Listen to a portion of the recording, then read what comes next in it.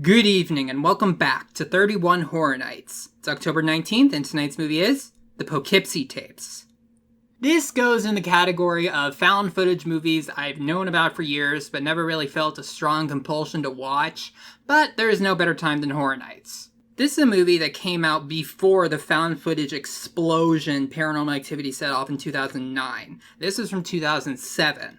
And apparently the plot is that the police find a bunch of tapes in an abandoned house, and those tapes show a very gruesome, disturbing story about a serial killer who likes to record his exploits. I've also seen a YouTube video with the title, it was I think I found the most disturbing found footage movie or something along those lines. So the fact that this movie is still being talked about even all these years later, I think says something about it. I'm gonna go watch it and I'll let you know what I think. Well, looks like that YouTube video title was not clickbait. That was one of the most disturbing movies I have ever seen. But just because a movie is disturbing doesn't necessarily mean that it's good or even scary. I've heard that the Serbian film is the most disturbing movie ever made, but I've also heard from multiple sources to never watch it under any circumstances. This movie is the type of disturbing that you can't just do. This is the type of disturbing that takes a little bit of finesse and skill when it comes to the editing and the content of the movie. This movie is so well done at being disturbing and getting under your skin, I'm gonna give it a 9 out of 10.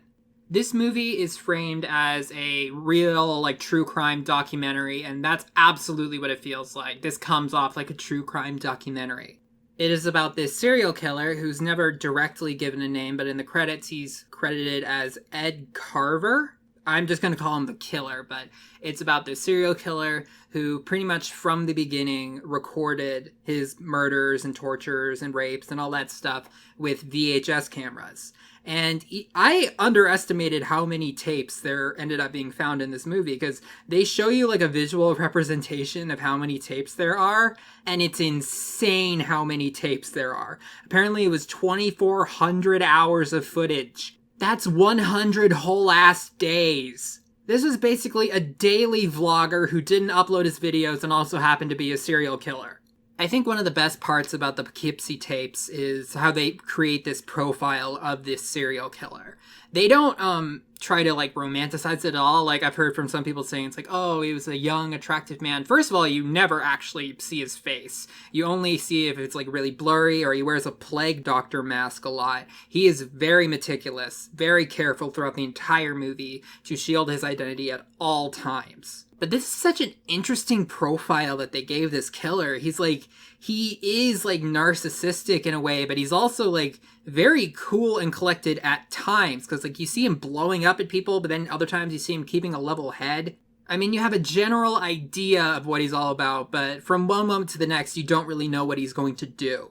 The actor who played the killer was named Ben Messmer, and I have to say he did a wonderful job. It's right up there with one of the scariest performances I've ever seen in a found footage movie.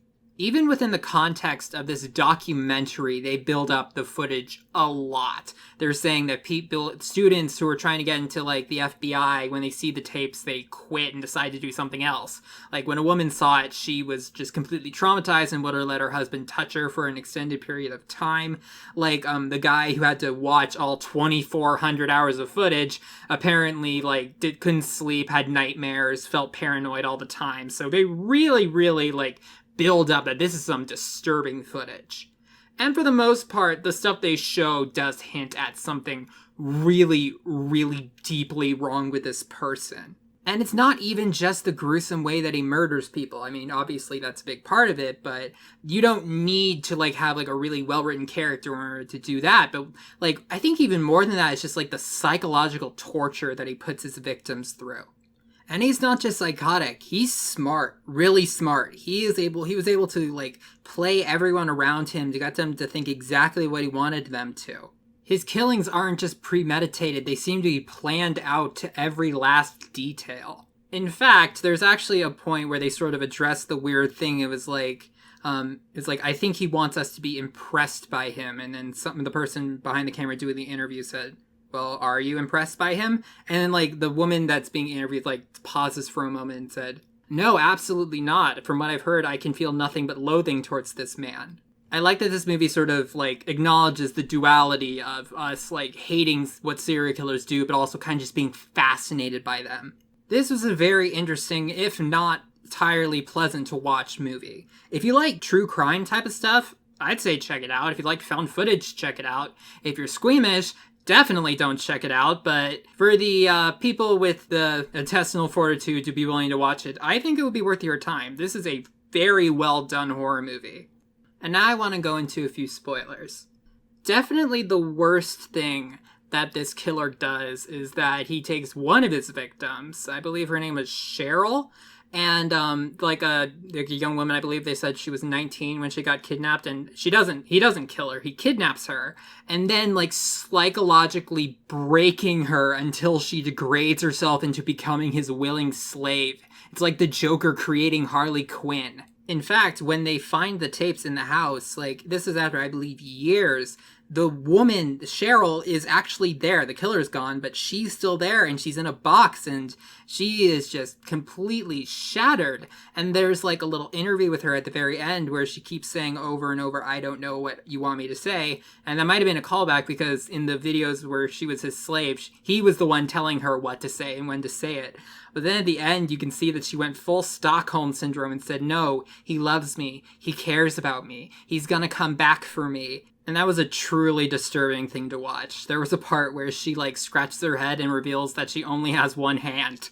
And they ended it on a really nice touch. One of the FBI agents that they were interviewing said, like, well, if this documentary ever, like, goes out to theaters, we're going to be watching every single showing. Because knowing this guy, he's going to see this movie as many times as he can. And that sort of goes back to the whole sort of, like, narcissism that has to be in a person who would do something like this. I would also like to say that the scene where he sneaks into Cheryl's house and, like, kills her boyfriend and captures her, like, the build up to that is very well done. He'll, like, sneak into a room, leave the camera somewhere, and go to a closet, and then, like, the boyfriend walks in and they talk, and you'll see the closet door slowly open and him looking out of it, and that was very well done, very creepy. The killer in the Poughkeepsie tapes is one of the best villains I've ever seen in a found footage movie.